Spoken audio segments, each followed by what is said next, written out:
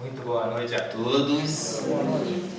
Aqui sempre rogamos ao Mestre Jesus, que reverencia o amor do Pai, nos envolvendo a todos nós nesse momento, para que aqui possamos receber dessa espiritualidade amiga, amorosa, essa consolação, esse amparo de que tanto necessitamos na nossa caminhada, na nossa jornada, diante de tantos desafios que acontecem para todos nós, porque é necessário que nós cresçamos, é necessário evoluir, é necessário o Espírito estar nessa caminhada terrena com suas dificuldades, vencendo as suas dores, para que possamos, assim, nos direcionar a esse caminho da perfeição, que é a proposta do estudo de hoje, é a proposta da espiritualidade para todos nós, para que com este olhar, entendendo os caracteres de homem de bem, possamos sair do comodismo de certas falas nossas, como vamos ver aqui no estudo. Esse estudo está no capítulo 17, como ele falou, fica sempre essa proposta de chegarmos em casa, fazermos também uma leitura, uma releitura do capítulo, com esse olhar sempre do aprendizado da espiritualidade para todos nós. E não poderíamos começar diferente que não fosse pelo Mestre, porque a mensagem dele, nesse sentido, ela é muito profunda. Nós precisamos compreender o espírito da letra, porque é aqui que está a informação para o espírito imortal. Para todos nós aqui que estamos presentes dos dois planos da vida, essa informação, ela é atemporal, vamos perceber isso, e ela também é para todo o infinito, ou seja, para todo o plano espiritual. E Jesus então começa nos dizendo sobre esse caráter da perfeição para o homem na terra. Importante salientar isso também antes de lermos aqui, é para nós aqui na caminhada terrena.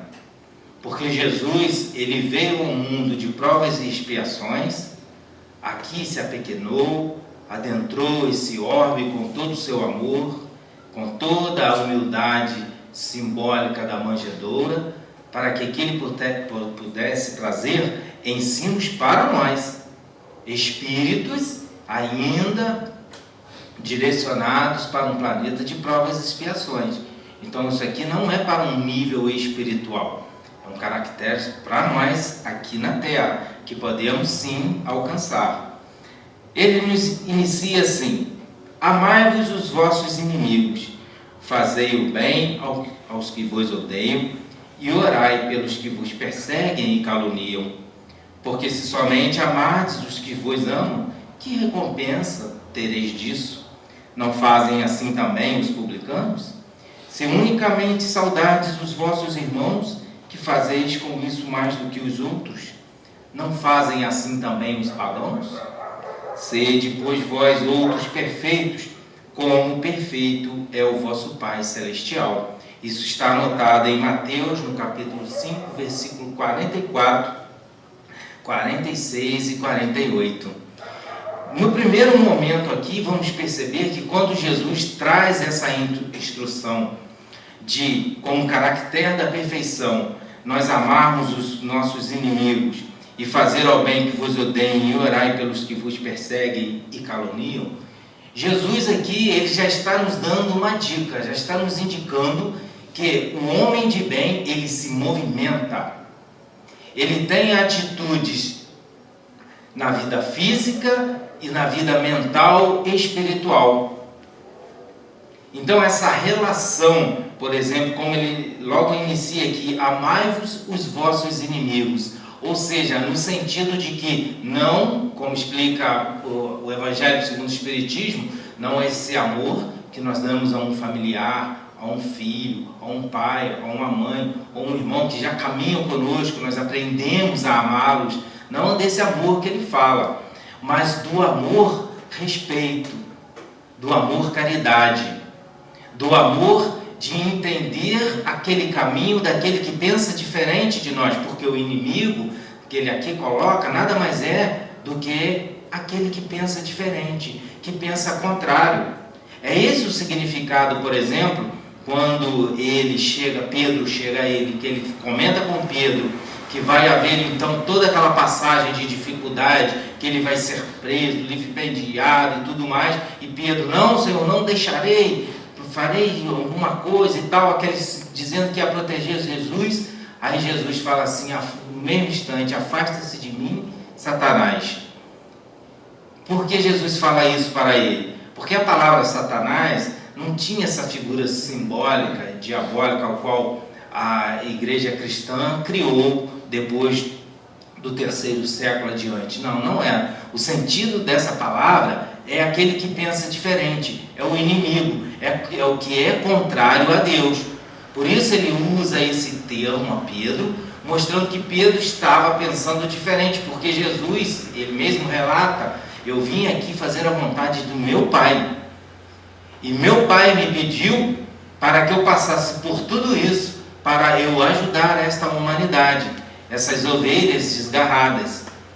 Então ele passa por todo esse martírio, por todo o calvário da crucificação, mas tudo ali dentro dessa programação para que possa elevar o espiritual, um sentido espiritual ali grandioso e profundo que Pedro, no momento, ele não tinha entendido. Então ele reage natural daquela forma, mas Jesus o repreende. Então esses inimigos são aqueles que pensam diferente de nós, não temos que odiá-los.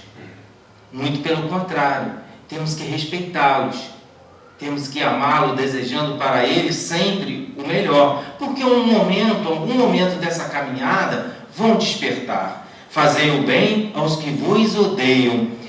Essa é uma parte interessante desse caractere.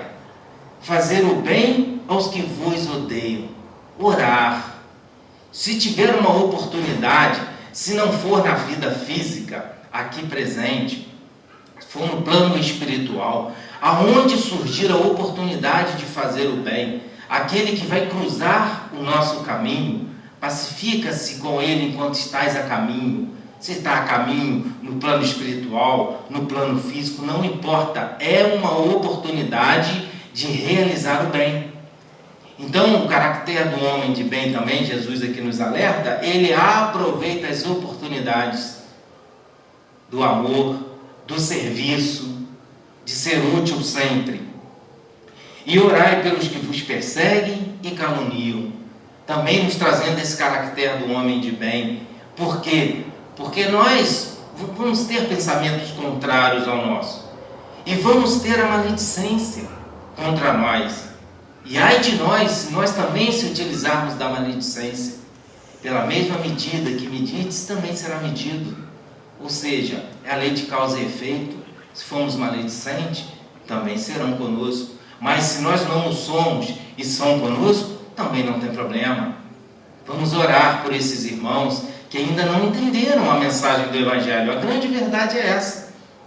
A grande verdade no campo da religião no nosso planeta, essas desavenças, essas falas ainda agressivas e caluniosas, é natural no planeta de prova e expiações.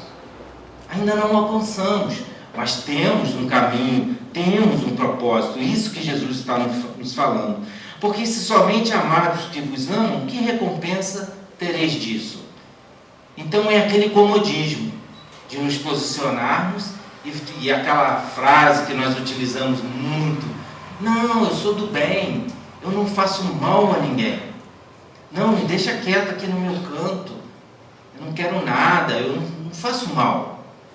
E o que é fazer mal? Precisamos pensar sobre isso, percebem? Nós criamos uma postura mental de fazer o mal só na questão da violência aí que nos rodeia, dessas atitudes contrárias ao amor, que tanto nos chocam na mídia.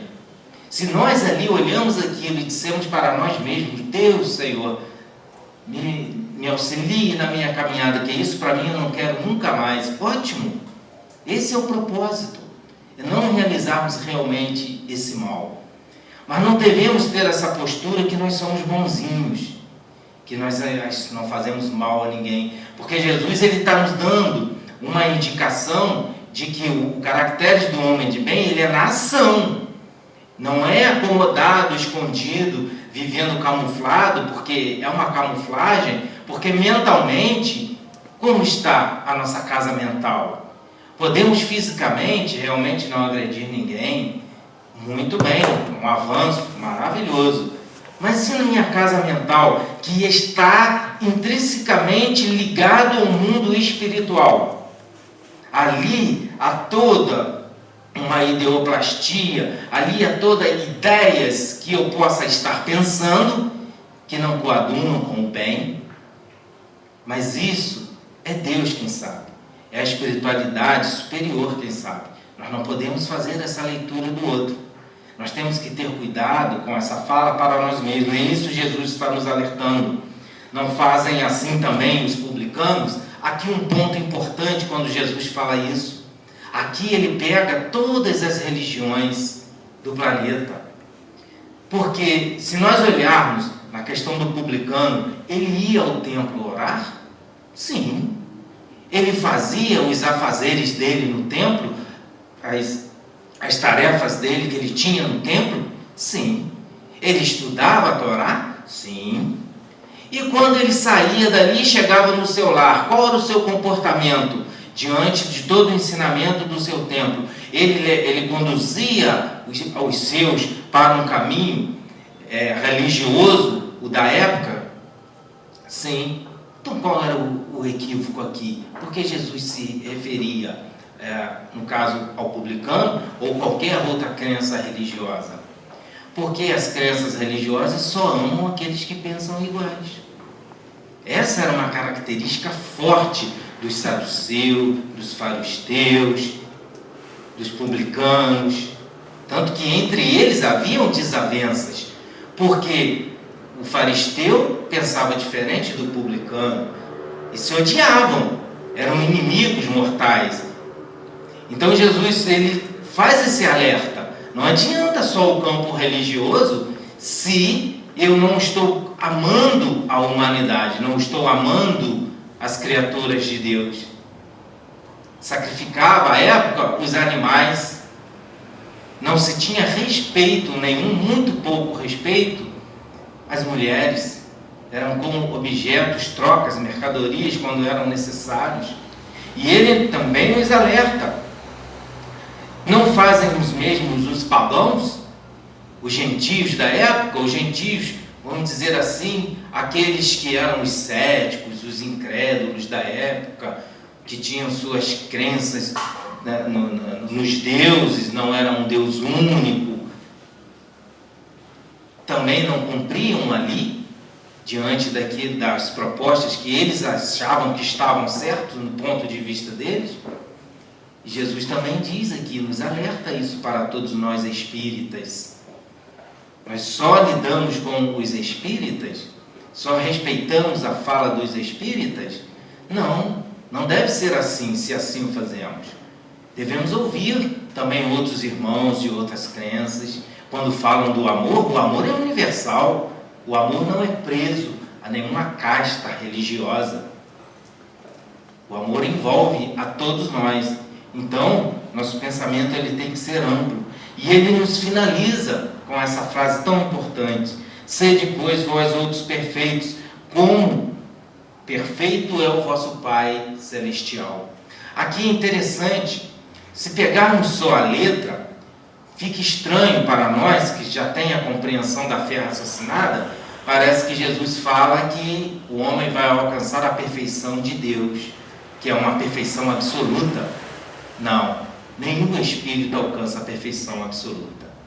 Alcançamos sim a perfeição ao estágio evolutivo ao qual estamos. Como, por exemplo, estamos num planeta de provas e expiações. Então, o nosso estado evolutivo, ele compete a um planeta de provas e expiações. Mas sejamos num planeta de provas e expiações os melhores que pudermos ser, da melhor forma que possamos ter desses caracteres do homem de bem num planeta de provas e expiações. Porque nós aqui não estamos aqui desejando, em sua grande maioria os espíritas, o planeta já renovado, regenerado, de regeneração? Claro, óbvio e evidente, queremos crescer. E os caracteres de homem de bem, vamos perceber, já é uma vivência num planeta de regeneração. Mas nós podemos também, como vamos perceber, dar os nossos passos. Mas quando Jesus, então, ele faz esse levantamento, essa reflexão para os judeus da época, é porque eles pensavam dessa forma. E Jesus respeitou isso. Eles já sabem que alcançavam a Deus, a divindade, estar no colo de Deus, ficar sentado à direita de Deus. Então eles tinham um entendimento que haveria sim, e eles alcançariam um convívio direto com Deus. Então Jesus cobra deles. Então vocês querem estar com Deus? Então também sejam perfeitos como eles são. Dentro do campo religioso, dentro do aprendizado que vocês têm, das leis que Moisés trouxe do Velho Testamento, ali também prega o amor, mas o amor a todos, a toda a humanidade. Por que vocês não vivenciam isso? Então Jesus dá essa chamada para todos eles. E para nós também fica essa chamada, mas nós entendemos que não vamos alcançar a perfeição divina, mas vamos alcançar a nossa perfeição. Nós não estamos dentro da doutrina espírita. Olha o manancial, olha quanta coisa a doutrina espírita nos oferta para nós fazermos reflexões, fazermos as nossas escolhas. Temos o livre-arbítrio, mas temos que fazer as nossas escolhas. Escolhemos o bem ou o mal? Por que escolhemos o bem? Por que escolhemos o mal? Então podemos fazer uma profunda reflexão da nossa caminhada, olharmos para nós mesmos, como nós estamos diante desse propósito da perfeição. Com todo esse material que nós recebemos da doutrina espírita, como está o nosso comportamento lá fora? Como está o nosso caminhar com os nossos irmãos? É por isso que Santo Agostinho vai nos fazer esse alerta, vai nos fazer esse convite de reflexão. Chegarmos ao final da noite, antes de deitarmos, olharmos o nosso comportamento, olharmos para nós mesmos, não o outro.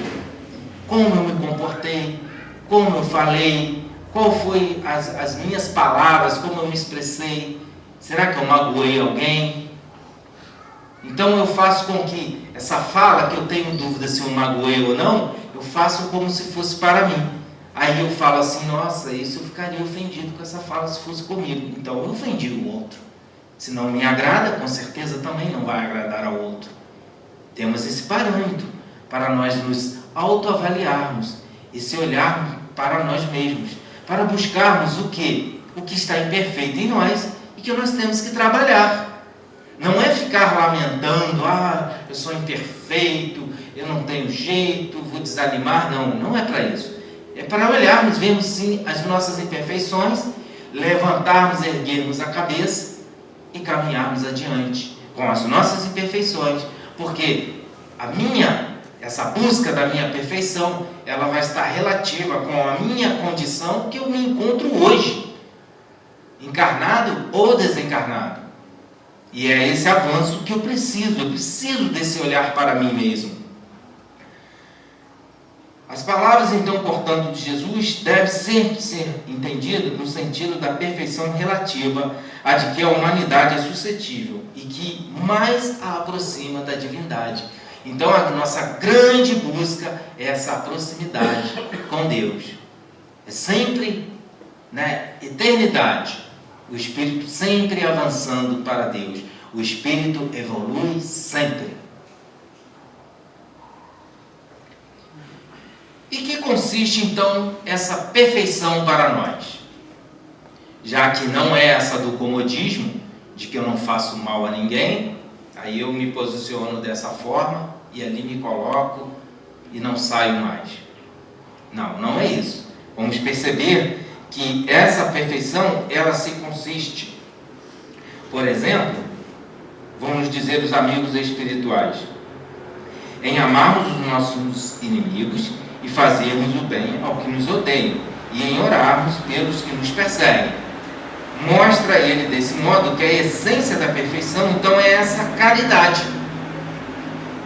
é a caridade, ou seja, é esse movimento, é o amor em movimento, em todo o seu sentido amplo.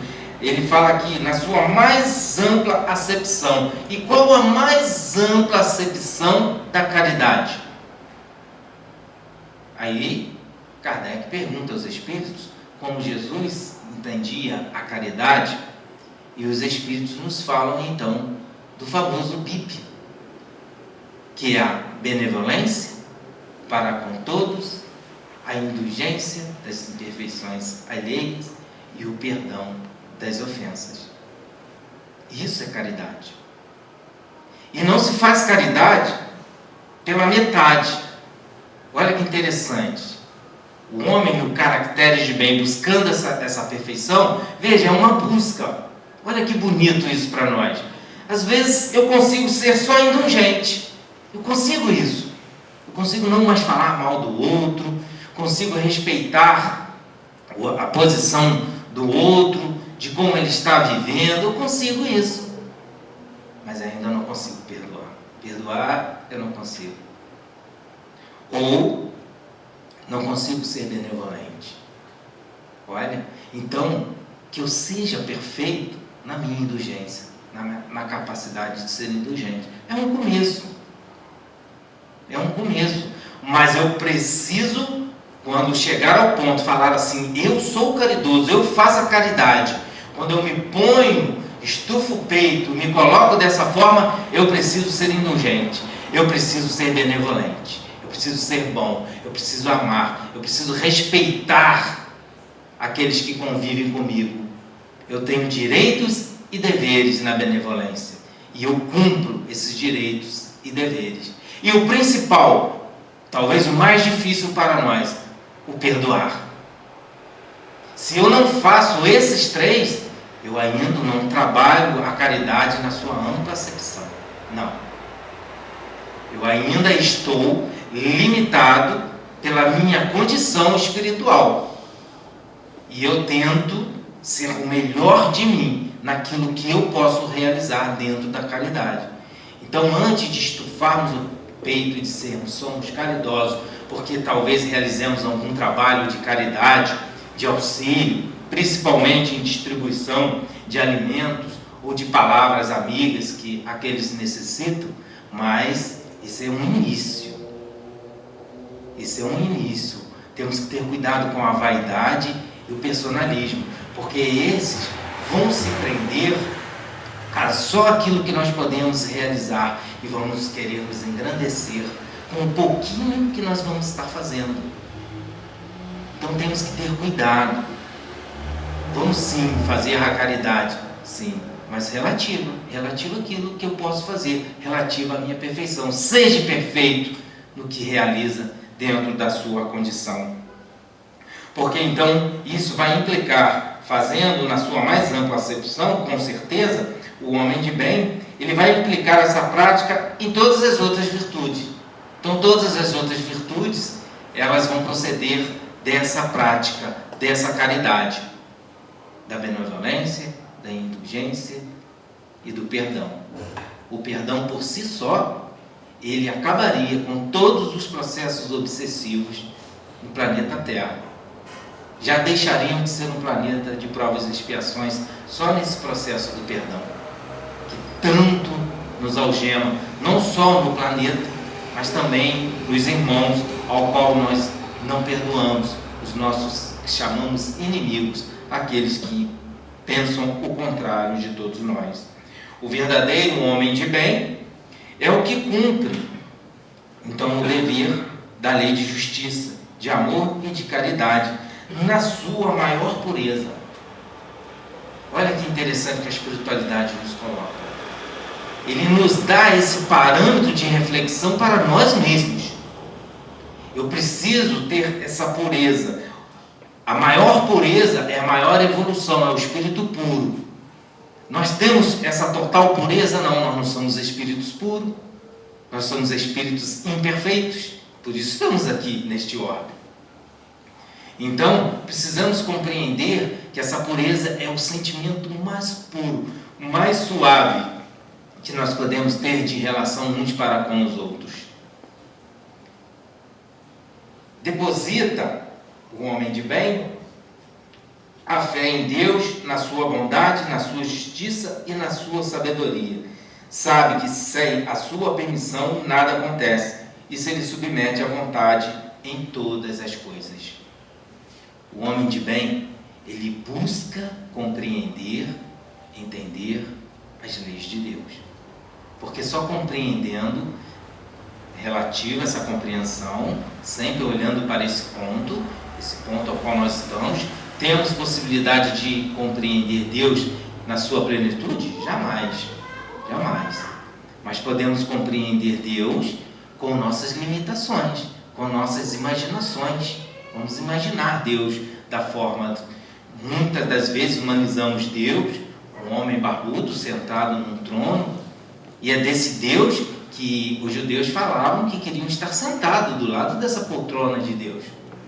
Vejam bem, e Jesus chama a atenção deles. Então, tudo bem, mas desse Deus aí, então vocês sejam perfeitos, o tanto quanto vocês querem estar sentados do lado desse Deus.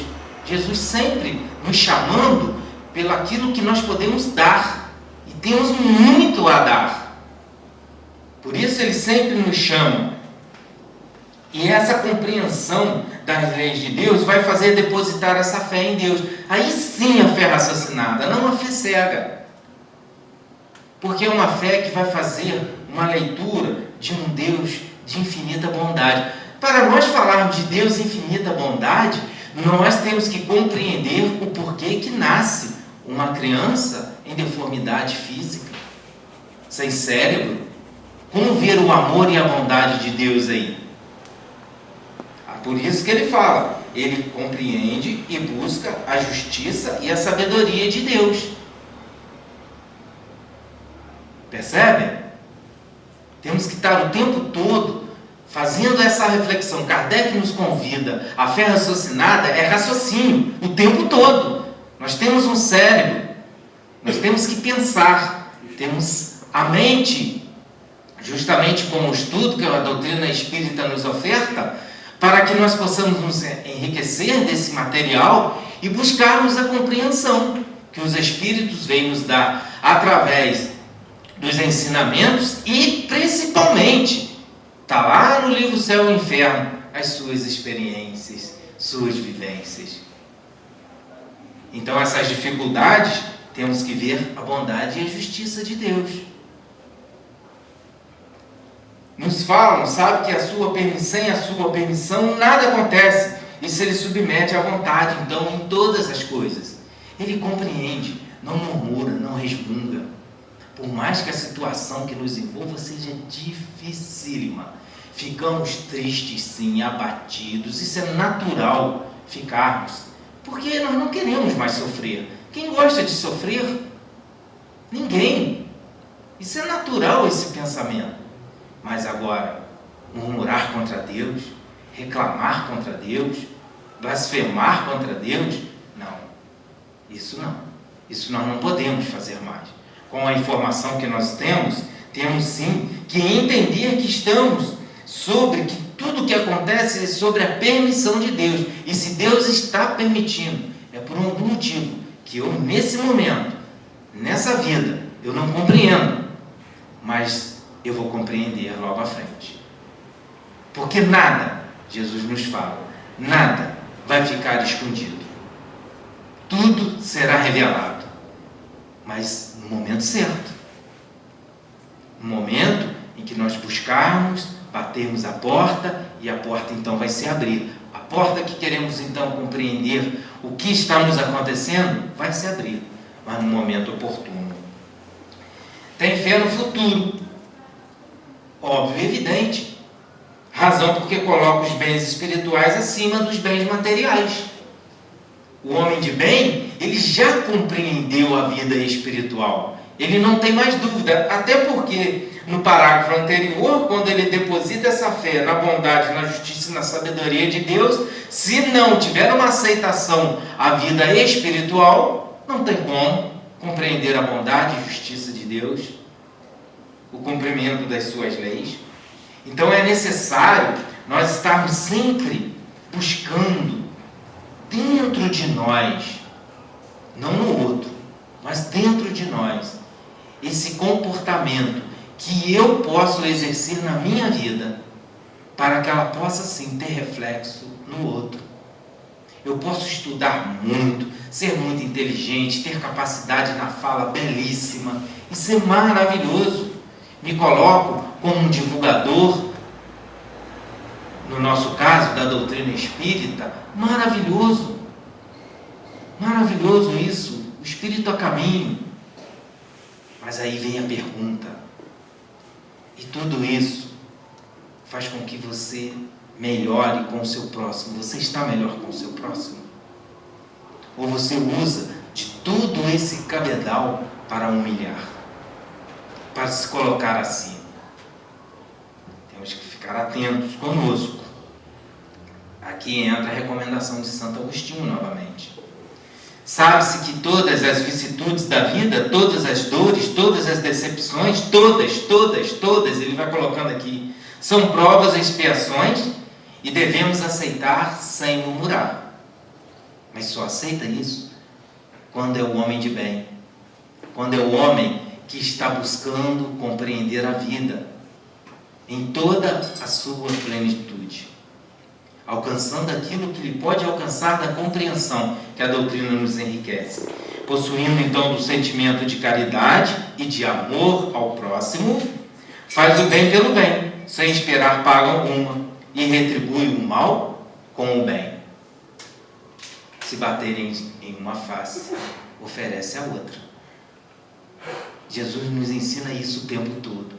Jesus faz com que nós pensemos no nosso comportamento, nessa perfeição que nós temos que encontrar em nós, nesse olhar no nosso mundo íntimo, no nosso mundo dos nossos pensamentos.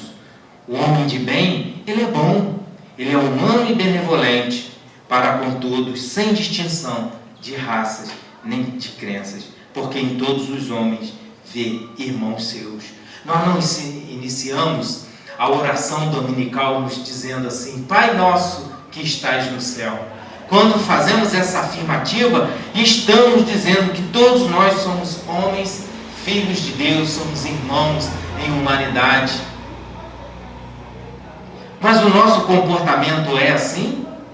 Benevolência? Ser bom? Sem distinção de raças e nem crenças? Como estamos julgando o outro, olhando o outro que caminha conosco, e ele é diferente, se veste diferente, ele fala diferente, ele canta diferente. Nós podemos não concordar, isso é natural, porque nós temos pontos de vista muito endurecidos em nós, mas isso jamais deve ser motivo de ofender alguém. Utilizar esses pontos de vista como arma. Temos sim que analisar esses nossos pontos de vista, e a partir do momento que eles ferem ou ofendem alguém em raça ou em crença, ou seja lá o que for, nós temos que mudar, começar a mudar a forma de pensar. Temos que começar a destruir esse homem velho que traz esses pontos de vista arcaicos, endurecidos, cristalizados, que nos prejudicam em nossa caminhada. Em todas as circunstâncias, toma como guia a caridade, tendo como certo que aquele que prejudica a outro com palavras malévolas, que fere com o seu orgulho, o seu desprezo, a sensibilidade de alguém. Jesus nos fala que aquele que disser raca ao seu irmão, que era uma palavra ofensiva da época, já haveria de se comprometer com a lei de causa e efeito. Na palavra. E utilizamos a palavra, os palavrões, para ofender, para magoar, utilizando palavras de maledicência contra o nosso próximo. Eles fazem, os amigos espirituais, esse alerta para nós, que em todas as circunstâncias temos que tomar a caridade como guia, nas palavras, nos atos e nas ações. Temos que nos esforçar nesse comportamento do homem de bem, alcançarmos este homem de bem dentro daquilo que podemos realizar para conosco mesmo, que é muito importante, que com certeza vai se refletir no próximo. Não alimenta o ódio, nem rancor e nem desejo de vingança. Não tem como alimentar esses sentimentos doentios. Não tem como. Porque o movimento é um movimento do bem. Então ele é indulgente para com as fraquezas alheias ao bípede, porque sabe que também necessita de indulgência e tem presente essa sentença do Cristo. Olha, isso aqui é importante para a nossa reflexão. Nesse olhar da indulgência, que está lá no bípede, esse olhar sobre a indulgência. Olha o que Jesus nos fala sobre isso e o qual nos recomenda os amigos espirituais no Evangelho segundo o Espiritismo. Faça uma reflexão da indulgência, quando nós cometemos a indulgência, com essas palavras do Cristo: atire-lhe a primeira pedra aquele que se achar sem pecado, aquele que se achar que nunca praticou o mal ou que não pratica o mal. Temos que ser indulgentes para que sejam indulgentes conosco. Temos que perdoar para sermos também perdoados, como também está lá na oração dominical. Tem esse preceito lá. Pai, perdoai-me, assim também como eu perdoo aqueles que me ofendem, que me agridem e que me desejam o mal. Nós falamos isso na oração. Não podemos ficar mecânicos numa oração tão profunda e tão rica, que vai lá no fundo da nossa alma, falando conosco, falar com a alma. Essa oração, ela veio de Jesus, não foi à toa, porque ela fala com a alma, na sua profundidade. Então atire a primeira pedra, aquele que nunca pecou, quem nunca errou. Então, como não ser indulgente? Por que ainda tenho isso em mim? E isso é do homem velho. Nós precisamos olhar para nós mesmos e compreendermos a nossa jornada passada. Temos que olhar para o passado. O passado não é para esquecer. O passado era para nós olharmos para nós e nós falarmos: poxa, eu cometi equívocos. E olhar para o presente, falar: não quero mais. Aí olhar para o futuro, que aí eu vou ter a consequência dessa virtude da indulgência. Vai recair sobre nós mesmos. Olha, é um conjunto: passado, presente e futuro. Nesse olhar, então, da indulgência. Nunca, olha, eles utilizam a palavra nunca, se compraz em rebuscar os defeitos alheios, nem ainda em evidenciá-los. Esse comportamento, essa prática, ela ainda é muito comum, infelizmente. No campo do trabalho, na mídia, na internet, então, às vezes fazemos isso sem perceber. Sem perceber, porque a gente vai numa onda de falas agressivas, nós entramos naquela onda, quando vê, estamos participando de uma onda agressiva, sem indulgência para com o próximo, que nós temos com a vida do outro.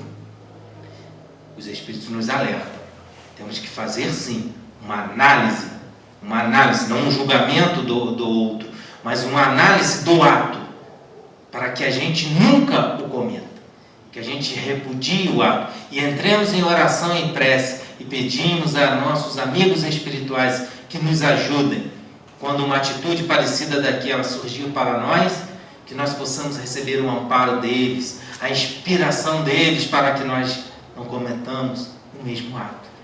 Porque quando nós ficamos irados, quando nós temos ódio no nosso coração, a nossa face, ela muda, ela se torna, os Espíritos que nos falam isso, animalesca, e nós cometemos atitudes impensáveis, e nós vamos lá e cometemos. Depois nos arrependemos. Então, antes de se arrepender, façamos então essa análise desses comportamentos, mas nunca julgando ou evidenciando o outro.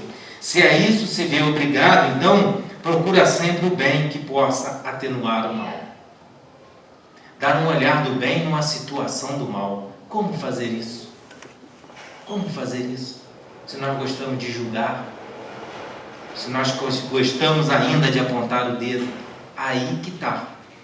Não fazer esse comportamento já é um bem. Antes de julgarmos o outro e apontarmos o dedo.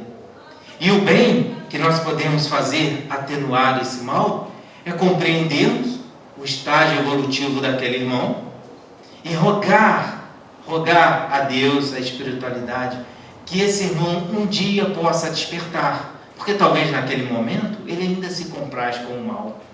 Ele se delicia. Como eles dizem, eu ainda me sinto feliz praticando o mal. Tudo bem. Tudo bem. Mas esse comportamento é um comportamento doentio. É um comportamento que vai fazer com que o espírito tenha reencarnações em grandes sofrimentos. Até cansar. Por isso o mal cansa. Porque o mal vai fazer com que tenhamos sempre pela lei de causa e efeito, pela expiação. Expiar, ou seja, passar pelaquilo que nós causamos ao outro. Vamos passar. É da lei. Não tem como nós avançarmos sem passarmos, sentirmos o sentimento e a dor que causamos. Precisamos compreender o mal que nós realizamos no outro. Por isso as leis de Deus estão aí, sempre para nos trazer de volta à linha, ao caminho do amor. Estuda as suas próprias imperfeições e trabalha incessantemente em combatê-las. É esse estudo, é esse o olhar que Kardec convida a todos nós. Por isso Kardec, ele vai falar essa célebre frase para todos nós. O verdadeiro espírita, reconhece-se o verdadeiro espírita pela sua transformação moral e pelos esforços que emprega para domar suas más inclinações.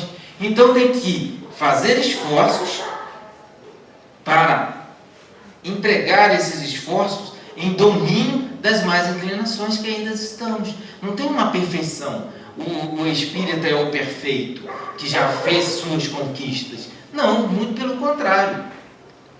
É esse convite do Caracteres do Homem de Bem que Jesus está colocando para nós, que Kardec também reforça na doutrina espírita. A nossa conduta moral, essa transformação, essa reforma íntima, ela precisa ocorrer, porque eu preciso fazer essa análise profunda de mim mesmo, e isso então vai me fortalecer para que eu tenha força, utilizar esses esforços e empregá-los para domar então essas más inclinações. Então ele trabalha as suas próprias imperfeições. Por isso, tem que se olhar. Como falar de imperfeições se eu disser, não, eu imperfeito? Não, eu não. Todos nós que estamos a caminho nesse planeta, estamos em trabalho de buscarmos a perfeição. Nós não somos perfeitos ainda. Não se envaidece também de sua riqueza e nem de suas vantagens pessoais, por saber que tudo que lhe foi dado pode lhe ser tirado. Com certeza. E isso está ocorrendo hoje no nosso planeta, nessa questão da riqueza. Não só de deixar a riqueza por se desprender do mundo físico e estar no mundo material. Não, ele compreende, o homem de bem, ele se utiliza muito bem desse recurso, sempre para fazer o bem, trazer o progresso, dentro daquilo que é capaz de ele ser útil. Mas ele sabe que pode ocorrer alguma coisa, como ocorreu agora na pandemia, e muitas pessoas de posses perderam quase tudo. Quase tudo. Para eles é tudo, porque eles, a vida material deles era aquela base. E muitos foram ao suicídio. Por quê? Porque não têm a fé no futuro. Não compreenderam que aquilo ali lhe foi dado para proveito, não de si próprio, mas de um todo, de convívio com seus irmãos em caminhada, familiares e aqueles ao qual ele pudesse auxiliar de alguma forma, sendo útil pelo caminho do bem. E quando se vê sem essas posses, desiste da vida. Por quê? Porque a minha vida é o que eu tenho materialmente conquistado. é essa casa, esse castelo na areia. E ele pode ruir a qualquer momento. Por isso, aquele que tem o castelo na pedra, ou seja, a sua mente, ela tem essa certeza da bondade de Deus, da justiça de Deus, da misericórdia divina, mesmo nos momentos difíceis. Paulo vai nos recomendar isso. Seja grato na riqueza e na pobreza. Ele vai nos trazer uma fala no seu evangelho, nos seus textos, para que possamos compreender essa mensagem de nós nos comportarmos quando estamos financeiramente de acordo com a vida que o mundo aqui nos proporciona, ou não, nessa luta, nessa dificuldade. E Kardec, na questão 918, então pergunta: que indícios se pode então reconhecer em um homem o progresso real? Olha que pergunta.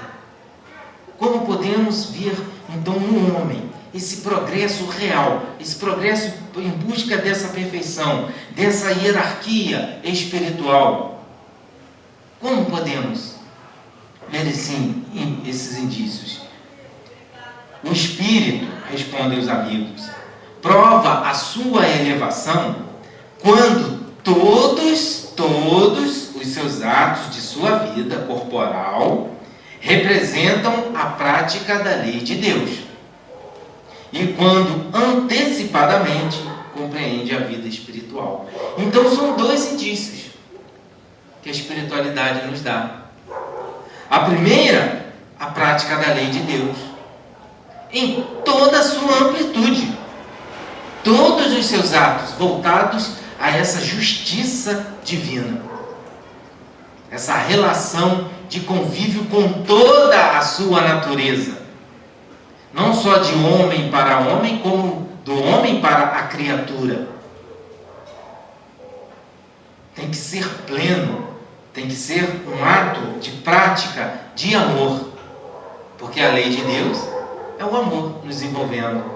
E quando antecipadamente, ou seja, ele busca, ele bate essa porta do conhecimento para compreender então a vida espiritual. Temos que unir então essa compreensão da vida espiritual com a prática da lei de Deus. Nós aí vamos perceber esses caracteres num homem aqui encarnado, ou reencarnado, como queiram.